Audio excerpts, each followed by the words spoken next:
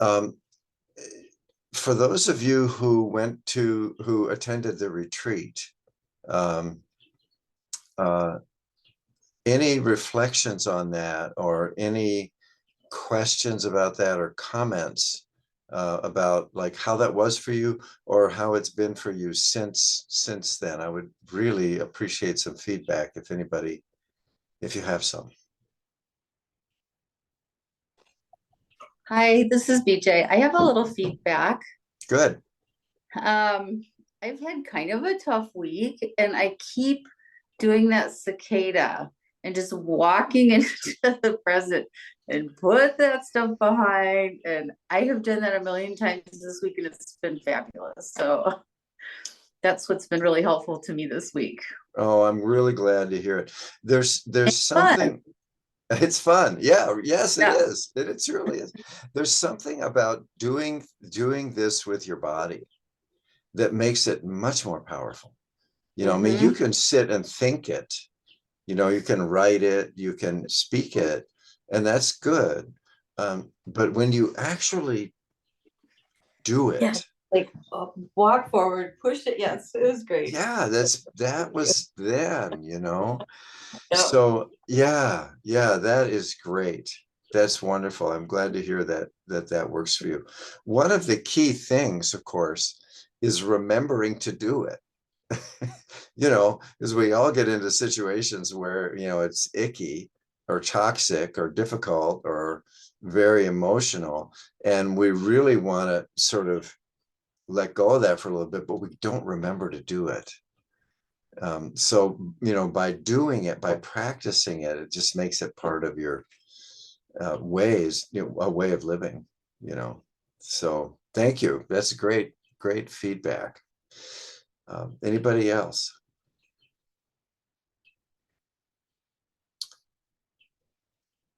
Well, one of the reasons I'm asking is because this is the last class for a while.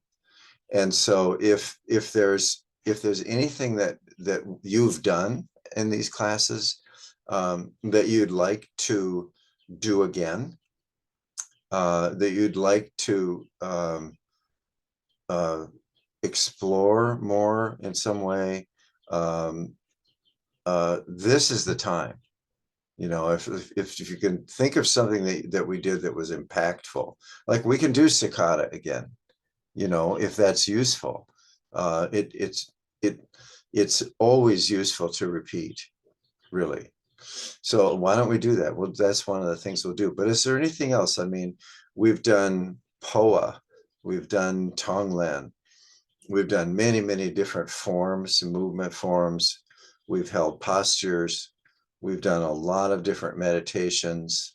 Is there something that struck you, something maybe that you are doing that you would like to go into again? Opening the 7 gates, or the morning routine, or tree in spring, or any of those things. I'd kind of like to do Tonglen again. I'm sorry? I'd kind of like to do Tonglen again. You want to do Tonglen? Okay, that's good. We'll do that. A very world-renowned Qigong teacher came to Madison to give a workshop many, many years ago. And he'd been traveling around doing these things. And his comment was, when I was on the East Coast, nobody believed me. Everyone doubted everything I said, questioned everything. Said, when I was on the West Coast, all they did was cry. We did all the practices and they all broke up into tears. He said, in the Midwest, everybody's quiet. that's that's what happens in the everyone's just, they're quiet, they're polite, they're obedient, they don't want to. So there is that. And I'm a Midwesterner myself, so I get it. Okay, so we'll do Cicada Qigong, which requires a little prep, and we'll do Phowa, which definitely requires some prep. And so Phowa is a seated practice. The way we did it, it's a seated practice, and of course Cicada is a standing practice, a moving practice. So anything else you would like to revisit?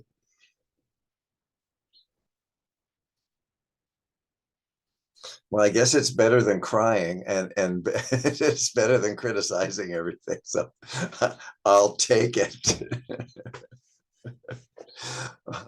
Okay. All right. So let's get started.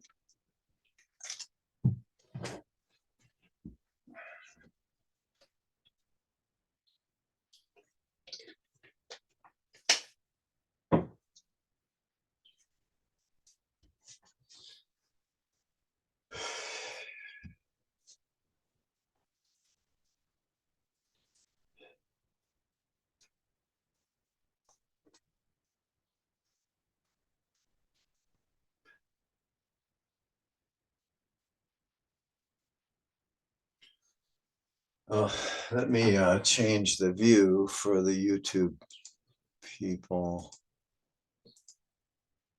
There we go.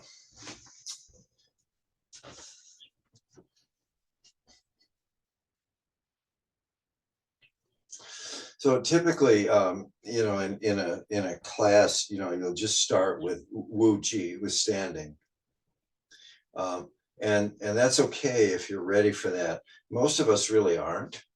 You know, we need to sort of loosen up and sort of let go and drop into it.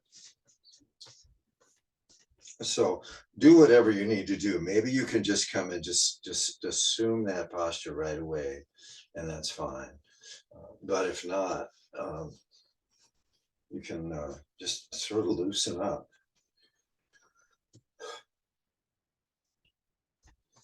Okay, and you know, this is the standard Tai Chi warm up. And what I've taken to doing over the years is doing Trembling Mountain with that.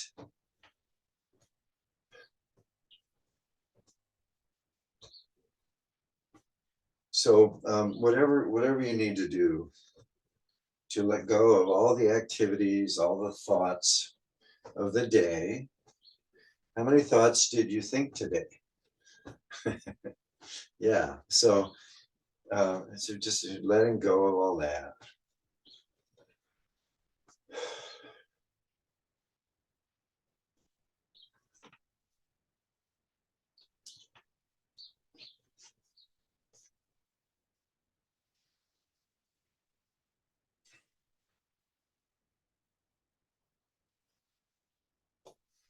And as you relax into this pose, we want to feel the body. So our attention goes into feeling how the body feels, and then the orientation of the body, the posture.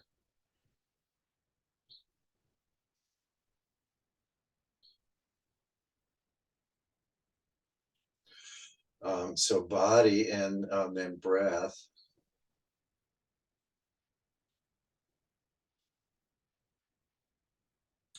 And then with the out breath, we can sort of drop our shoulders a little bit more.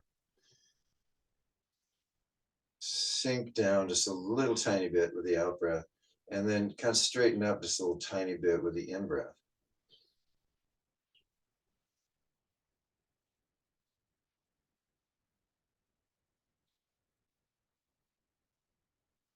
Okay, so body, breath, and mind. We can just call to mind the three elements of Qigong, which is earth, with ancients called heaven, which would be boundlessness or formlessness. So earth is below, formlessness is above. And then the human being, which connects these two. So there's this vast spaciousness above the head, and there's this dense materiality below the feet. And then this body is a dynamic combination of those two qualities.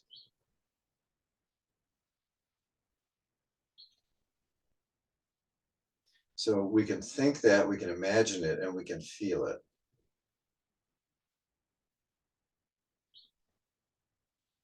And the feeling, when those are in balance, earth, heaven, and human, and then body, breath, and mind, when they're in balance, then there's this awareness of this energy, this life force energy. And we feel that as tingling and heat and other ways. So it's just a reminder that that's the reality.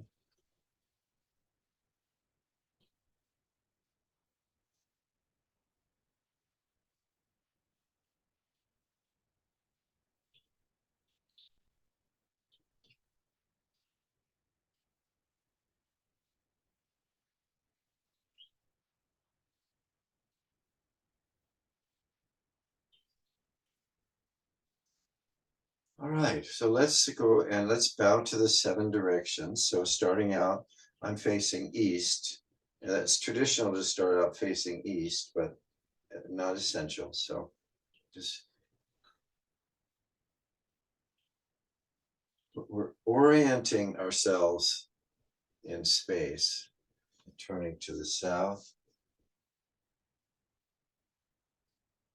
And bow on the out breath.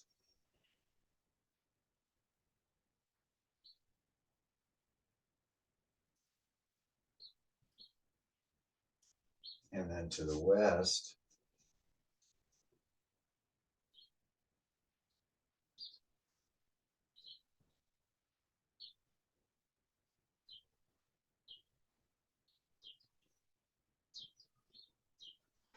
And then to the north.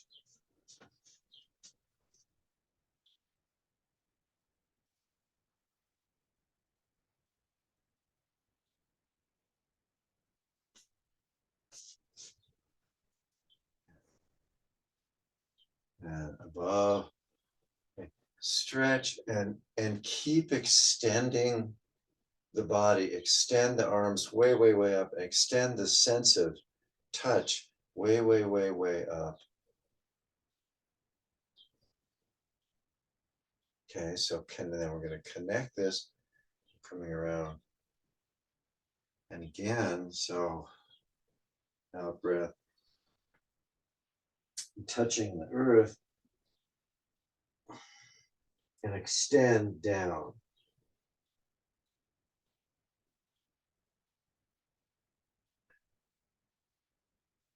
Now, the lower dantian, the middle dantian. And so today I was meeting with my teacher, Trisha Yu, who was trained by a Taoist master in Taiwan back in the early 70s.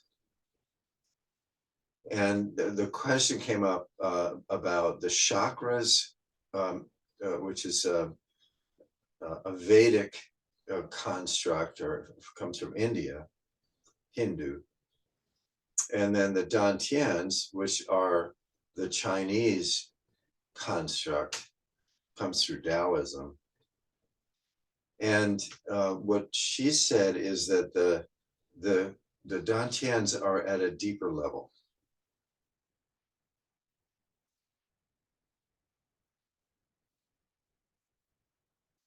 So both are valid and useful.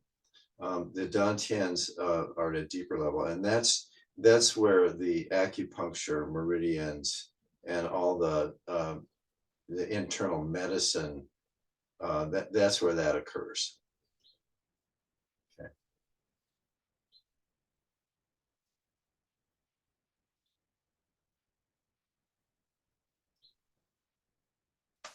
Okay. All right, very good.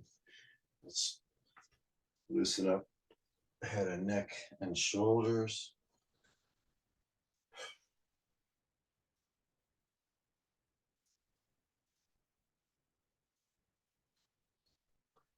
No, and then just move down. We're just moving down the body, basically.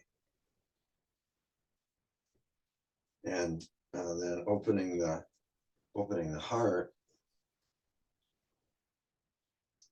So with the breath, this is very much like opening the fourth gate.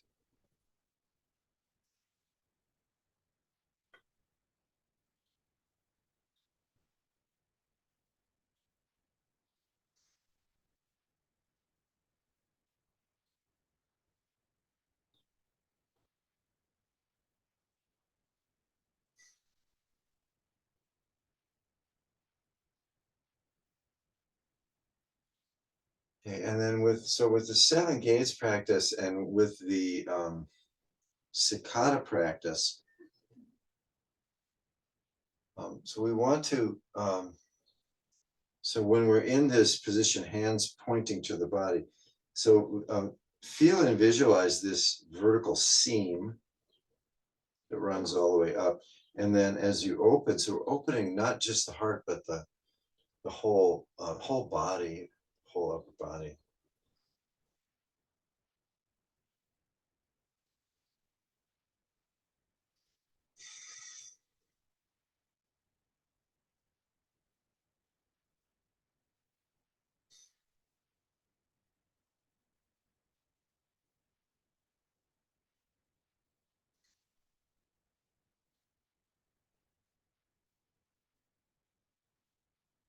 Okay, very good.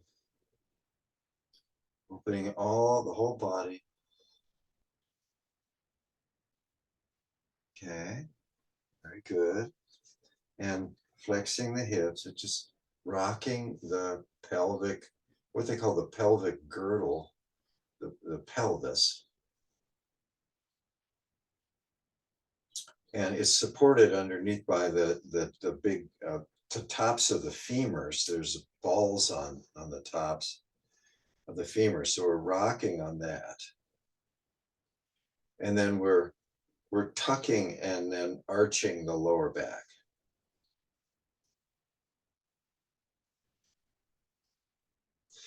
If there's no pain, that's great. If there's pain doing this, don't do it. If there's a teeny bit of pain, then that's probably okay. That just means you're stretching it out a little bit. And then and this one involves really the whole body. So it involves the one we just did, the rocking. So we are rocking it. And then at the same time, we're shifting the weight so that it's moving all around. This is loosening up the whole hip area. And then we want to do it the other way too. I can't recommend this enough. It may be strange at first or uncomfortable, but the benefits are tremendous in terms of balance and preventing or relieving lower back pain. Really, really beneficial.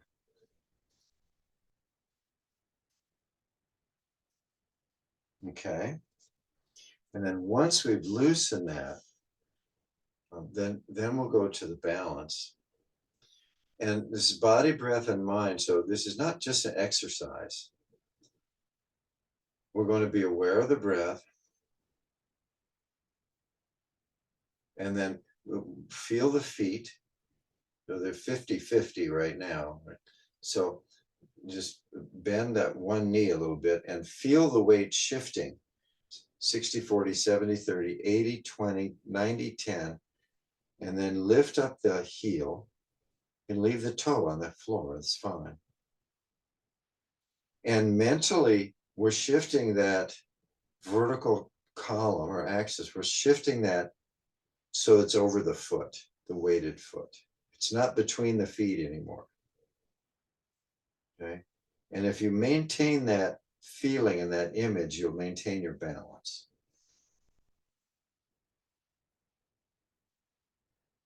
Okay.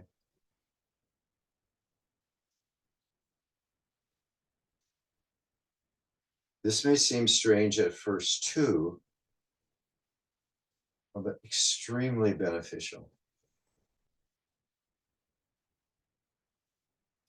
And then when you put the foot down, don't put any weight on it. And then slowly come back to 50-50 and then bend that other knee and sink down. And the heel will naturally come up. And we don't want you to fall over. So you can leave that toe. So you're like 99-1, that's fine. And then mentally shift that attention so that the line goes way down into the ground. Okay. So you don't have a sense of being tippy.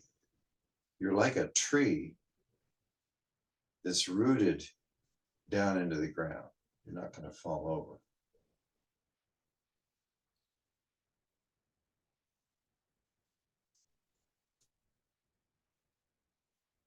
So arm movements, you can move the arm with it if you like. You move both hands. There's a kick in Tai Chi.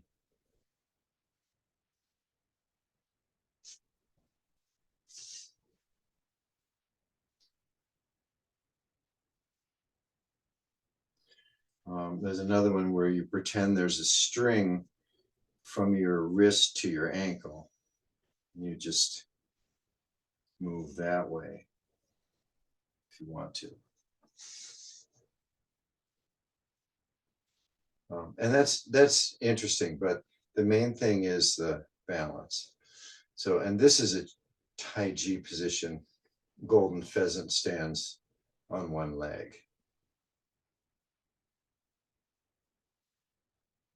So it's a little more fun if you do the arms too, but it's not necessary. Okay. All right, very good. And the backwashes that's to open the spine and just relax the spine. So let's go ahead and do 3 with the tree and spring. And again, so bring the mind to the practice and the breath. So we'll start on an out breath. Okay. And we'll bring our mind, our attention to the very, very crown of the head. So when you're ready then. And then first you let the head come down and breathe naturally. Now shift the attention back around to the spine. So the neck, and then move the attention down the back of the spine as you go down and feel it open. Bend the knees. Keep the weight even on your feet so you're not leaning to the front. And just allow yourself to relax bent over. It's an unusual position, but rather than thinking, oh, this is weird, I can't breathe, just bring the attention to the spine, because the spine really likes this. Okay, and then you can twist at the waist a little bit, and then as you come up, start your attention at the tailbone and slowly move it up.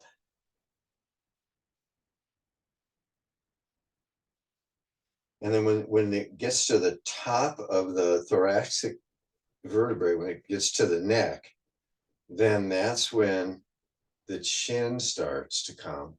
And that's when the hands begin. Now the hands are pointing inward, eyes follow the hands, then the hands point up and the mind extends way up. You stretch way up. And then as you come out, you're describing a sphere all around the body.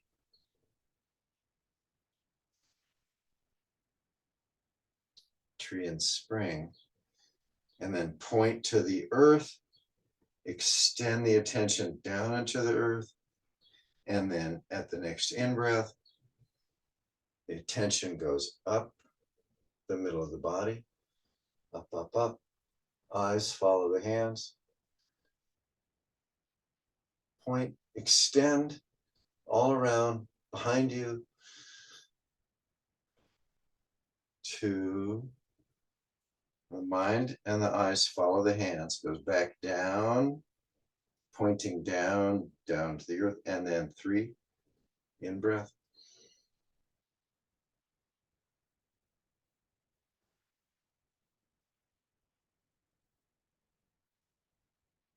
Okay, very good. And so now we'll do the backwash again, 3 tree and spring, backwash again, 3 tree and spring at your own pace. Remember, body, breath, and mind, all in balance.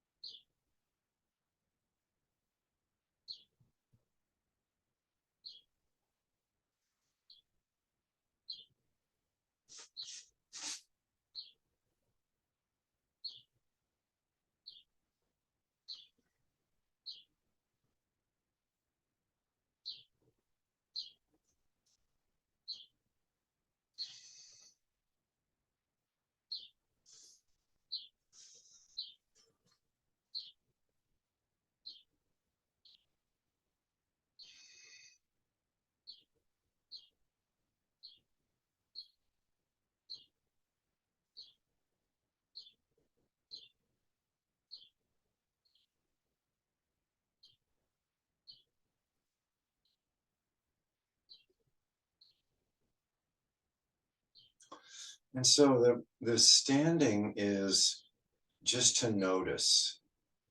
There's great power in noticing.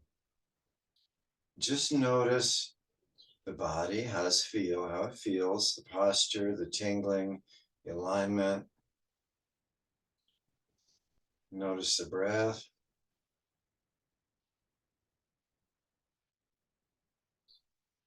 And what's the state of the mind?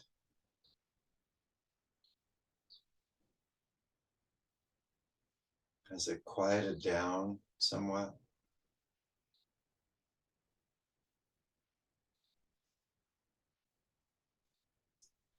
Okay, very good.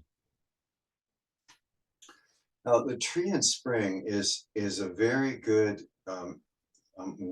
gateway to Cicada, because let's do tree and spring once very slowly.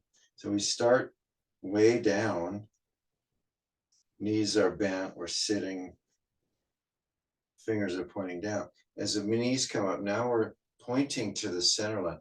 So we're describing this center seam right through the middle of the body, right up, way up, and then so touching heaven, touching the cosmos.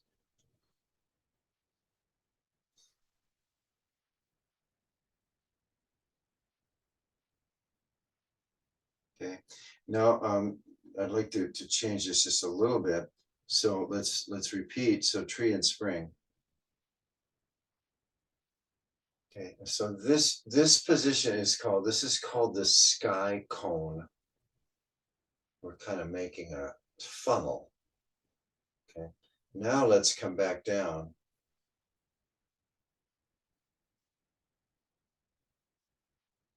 Now this is standing mountain or earth cone. So we're extending out through the fingers, extending out through the feet, through the perineum and down, like the top of a mountain. Okay, so let's repeat that. So coming together, so bringing up, up, up. Okay, now sky cone. So it's like a funnel. So this is receiving energy of the sky, spaciousness.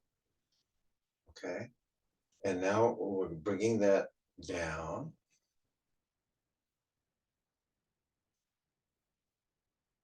Okay, and so earth cone, and now we're receiving solidity, depth, okay, weight, presence, stability.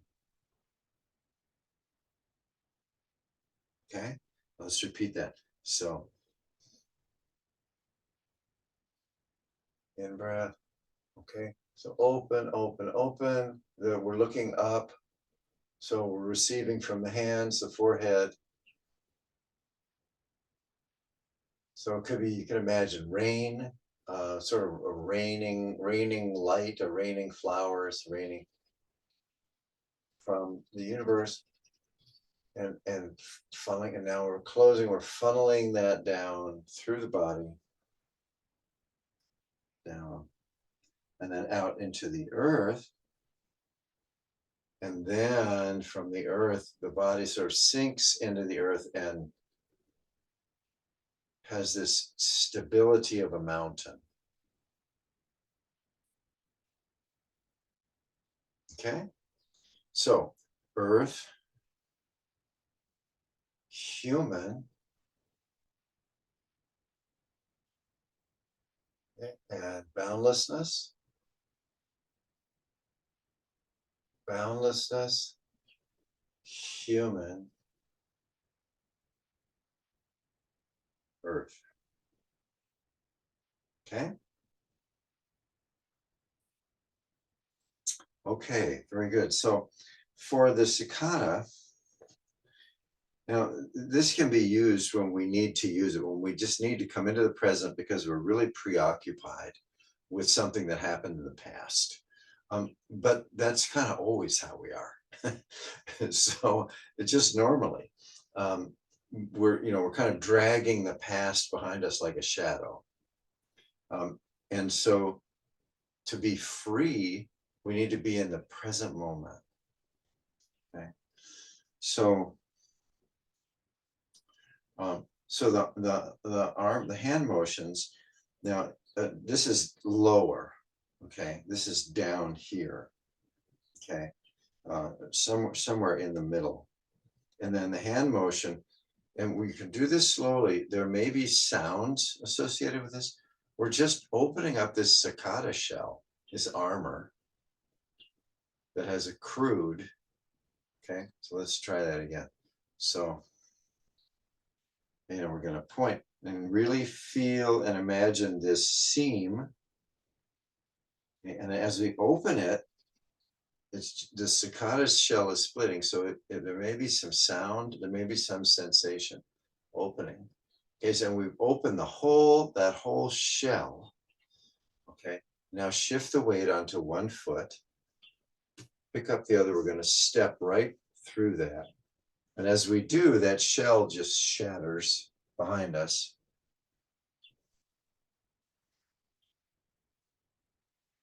In breath.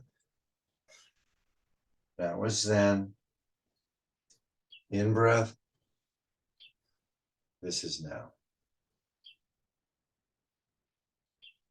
And you'll stay in this pose as long as you're in the now. You may be in this pose, you could be in this pose for a while. The important thing is to be in the now. It's not to do the next part of the movement. That's not in the now. Okay. So that was then, this is now. And then when you feel right, then you're going to step back.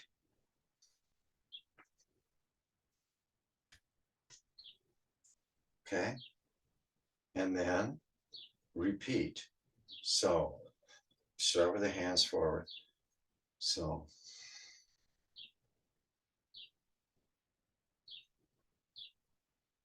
okay, open. Shift, step, step. That was then. This is now.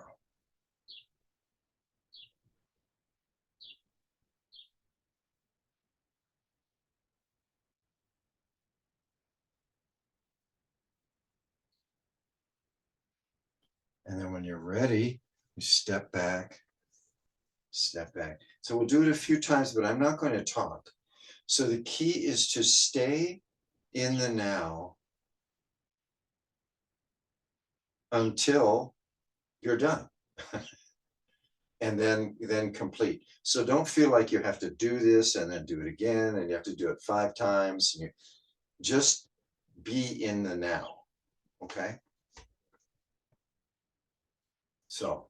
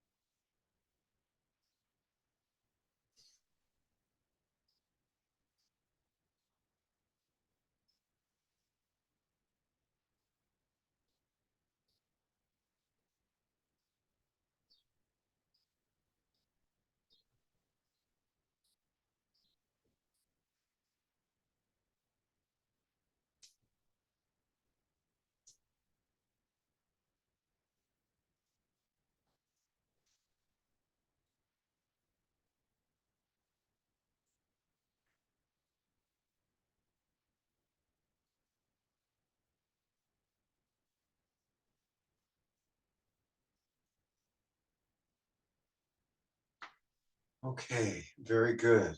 So there's a unique and distinct feeling of being in the now.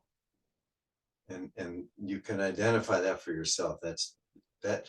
So that feeling that you have, that you're in, of being in the now, that's available. The now is always available. So when what you want to do is evoke that feeling, and you can do that with your memory. Okay, let's go ahead and bring up our stool.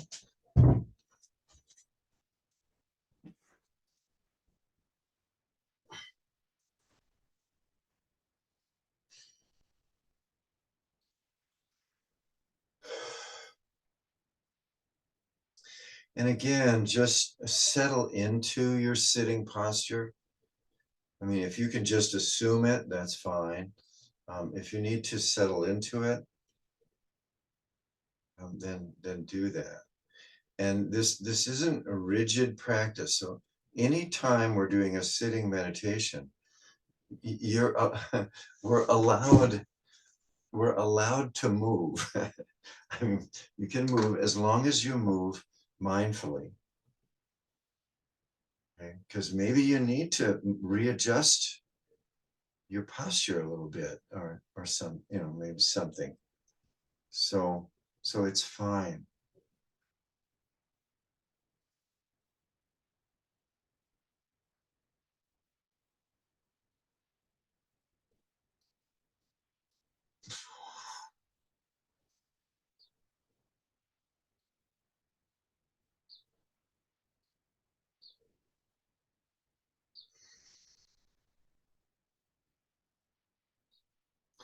So with Phowa, we're working with these three elements: the earth, and the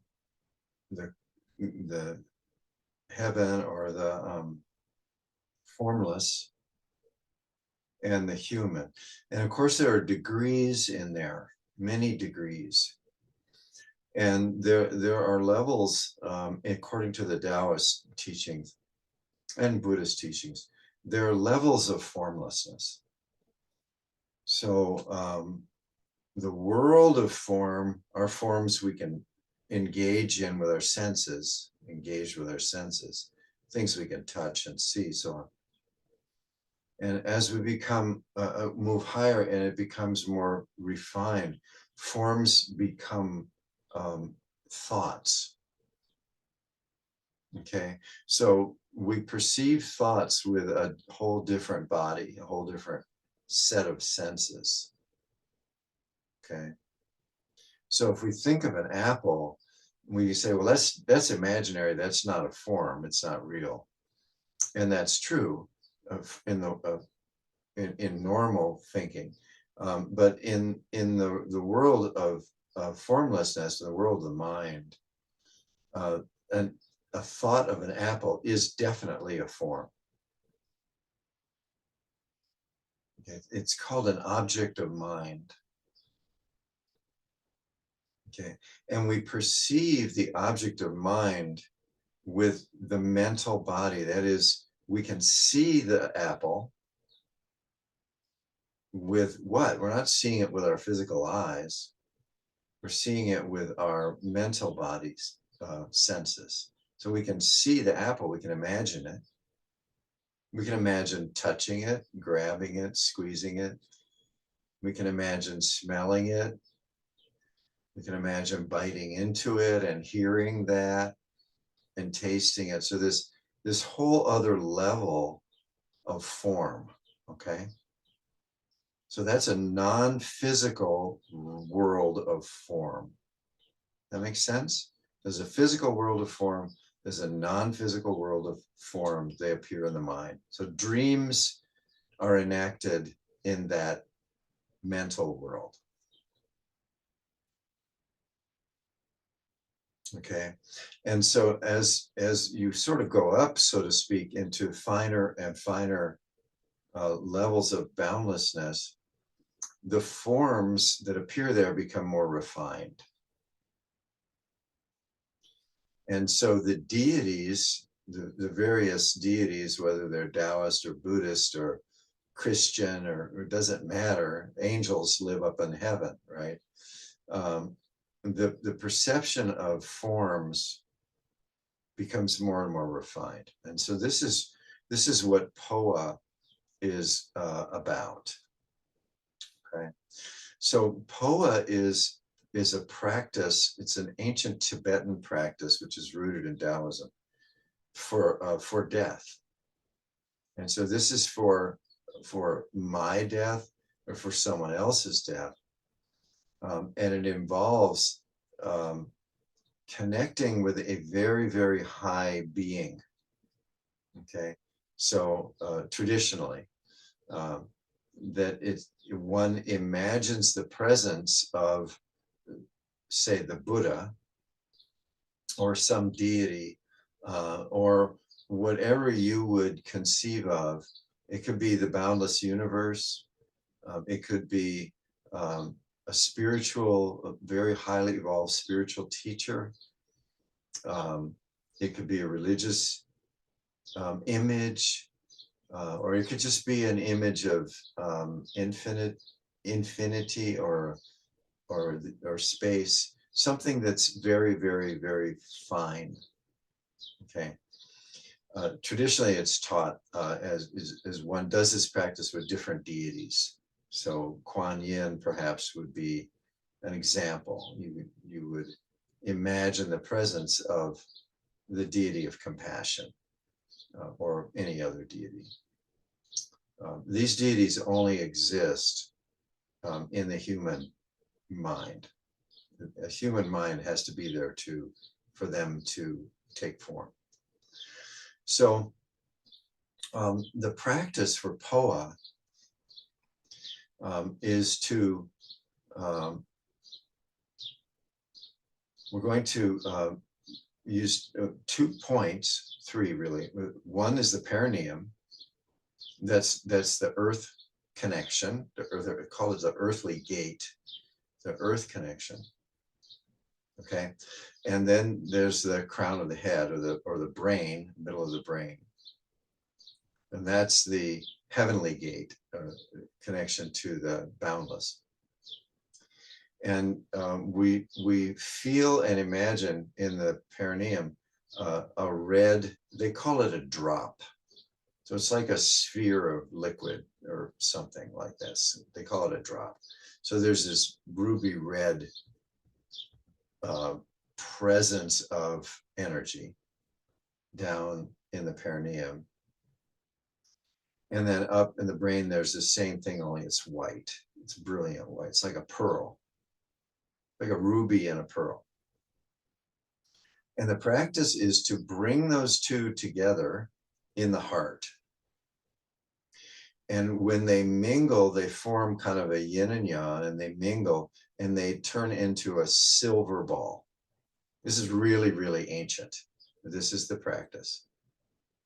And then once it's there, using the breath, you shoot that ball straight up the center of the body, out the top of the head, and up, and it unites with the deity above the head. That's above the head.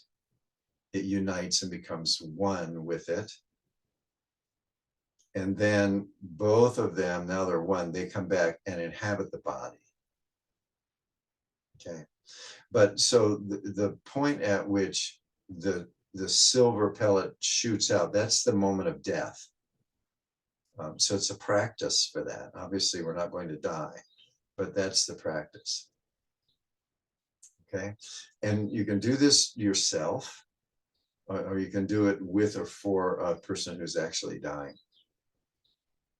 It's very powerful. But what it really is it's uniting heaven and earth. It's no different from the practices that we do that have to do with uniting form and emptiness. It's just kind of a Baroque system for doing that. Okay. So first we want to sit and tuck the chin, pull back the shoulders a tiny bit. and be very aligned. You have to be aligned to do this. So we drop the attention to the center of the earth, up through the perineum, right straight through the middle of the body, out the top of the head, and disappearing way up into the universe. And just sort of let this laser beam of light, just let it support you, hold you up.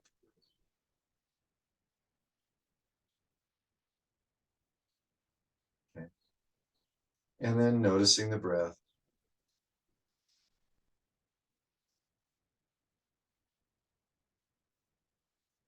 Okay. So bringing attention to the heart and to the lungs, with the breath.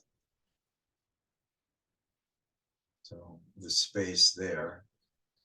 And now let's drop our attention down to the perineum and feel and imagine this this gem, this sort of pearl of ruby red light.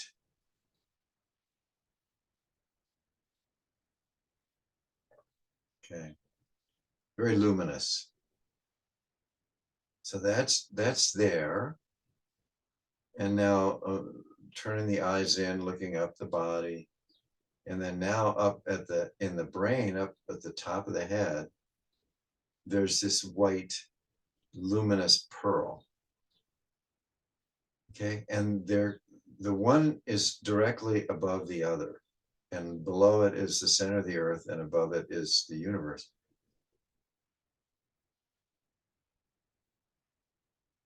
So we start with a lower one, and when you're ready, with an in-breath, begin moving it up. Move it up a bit with the in-breath, and then rest. The next in-breath, move it up a little more.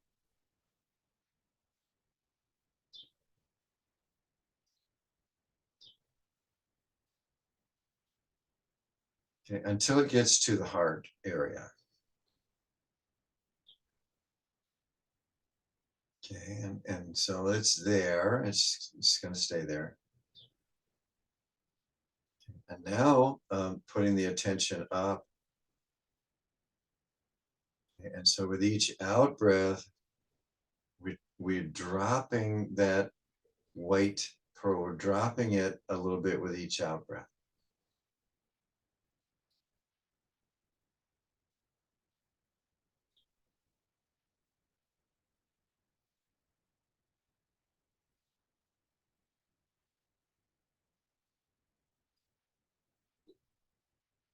Until it enters the heart space.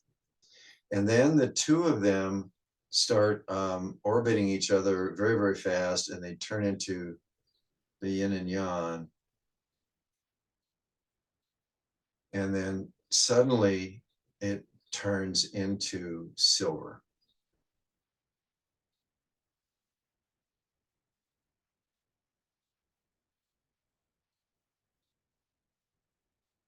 And just sit with that. Okay, and then just, so imagine way up above somewhere, doesn't have to be too far up. So there's an image of a deity or some transcendent image.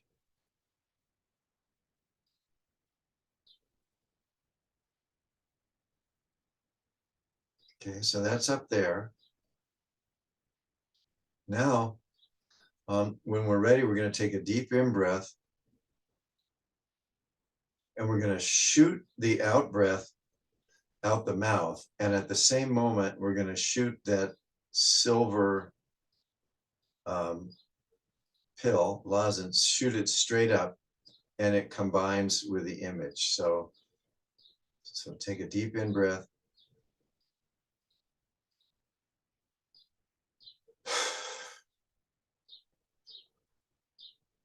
Now you go up with it,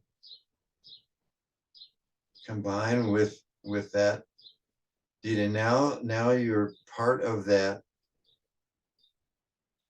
elevated being, you're part of it. saying you're one with it. The body is down below. And there's a great view.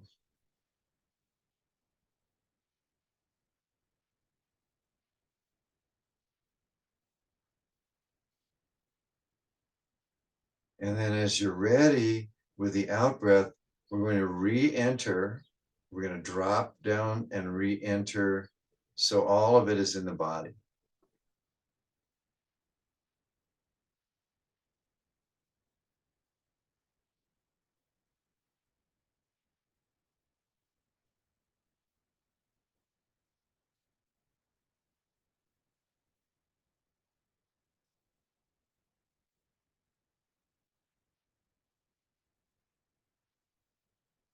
So in this present moment, the earth, the heavenly, and the human are all completely combined. Okay, and how does this feel? There's a feeling for this.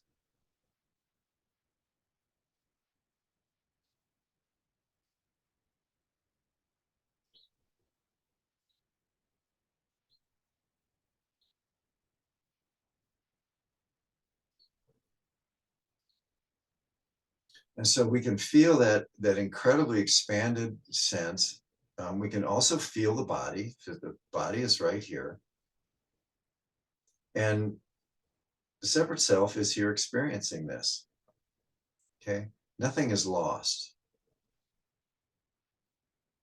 And so you're aware behind you, around. So this is kind of inhabiting another level of body. That's all it is.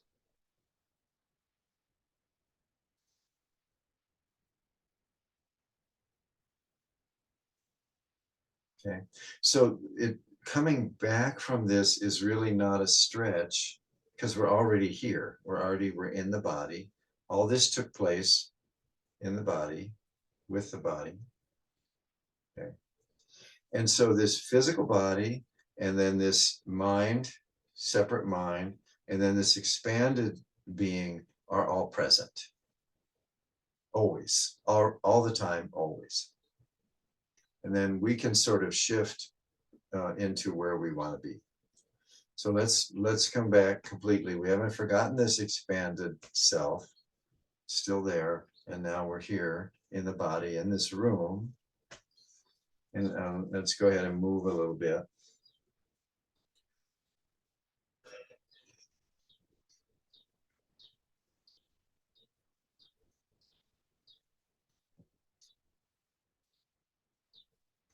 So I think we should leave it at that, and we don't have to do the closing. You can do it afterwards if you want, but just being with these different levels of body is really what they are, because that was another level of body that was experiencing Phowa. So we had a body experiencing the senses, physical body. We have the mental body that experiences objects of mind.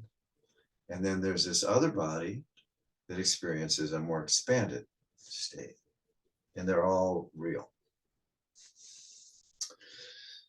Okay, so thank you so much for your practice, for your presence, for showing up. Your practice benefits everybody. And if you would like to leave the Zoom, that's fine. And if you'd like to stay a little bit for questions or comments, then we'll do that.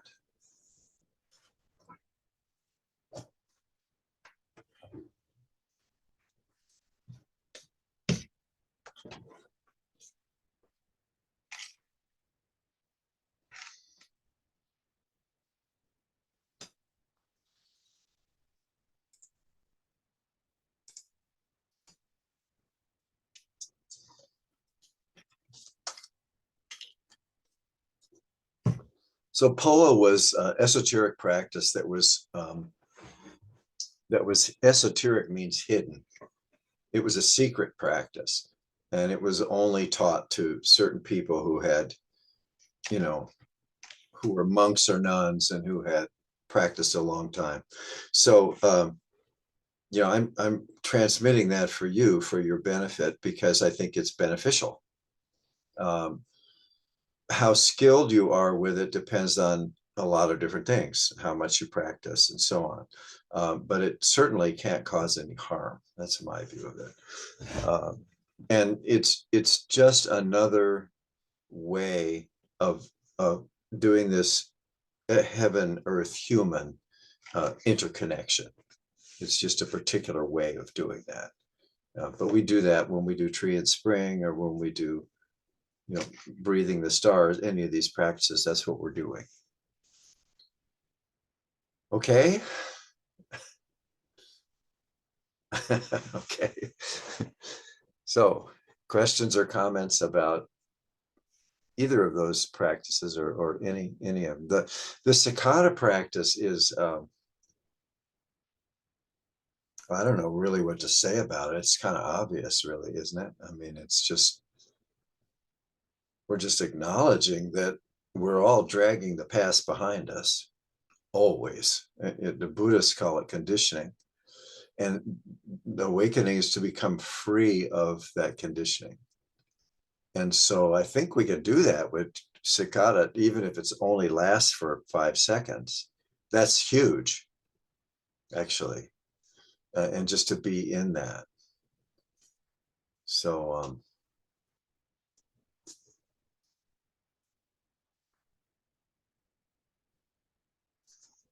okay, thank you. Have a good night. Thanks, Stephen, I Steve. just want to Yeah. say thank you. Thank you. Yeah, thank you Thanks a all. lot. Yeah. Yeah, and Steven. yeah, have a good night, and we'll see you June 7th. Okay. Put it on your All right. calendar. Thanks a lot. All right, Be there. see ya.